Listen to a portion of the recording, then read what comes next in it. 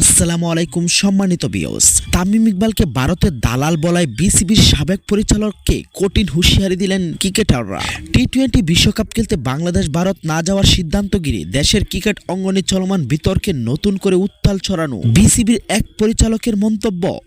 জাতীয় দলের সাবেক অধিনায়ক তামিম ইকবালকে ইঙ্গিত করে সামাজিক যোগাযোগ মাধ্যমে করা ওই মন্তব্যের কড়া প্রতিবাদ জানিয়েছেন প্রখ্যাত ক্রিকেটার ও মাইলস বেল্টের সদস্য হামিদ আহমেদ। ঘটনার সূত্রপাত গত বৃহস্পতিবার এক অনুষ্ঠানে টি-20 বিশ্বকাপ ও বাংলাদেশ ভবিষ্যৎ নিয়ে নিজের মতামত দেন তামিম ইকবাল। বিশ্ব ক্রিকেটে বাংলাদেশ অবস্থান বিবেচনায় রেখে সিদ্ধান্ত নেওয়ার কথা বলেন তিনি। তামিম সেই বক্তব্যের একটি ফটোগ্রাফ সামাজিক যোগাযোগ মাধ্যমে শেয়ার করে বাংলাদেশ ক্রিকেট বোর্ডের পরিচালক এম.এ. নাজমুল ইসলাম ফেডন 5AC-তে দেওয়া ওই পোস্টে তিনি লেখেন, এইবার আরও একজন পরীক্ষিত ভারতীয় এজেন্ট এর আত্মপ্রকাশ বাংলার জনগণ দু চোখ ভরে দেখল। মন্তব্যটি প্রকাশে আসতে শুরু হয় তীব্র প্রতিক্রিয়া।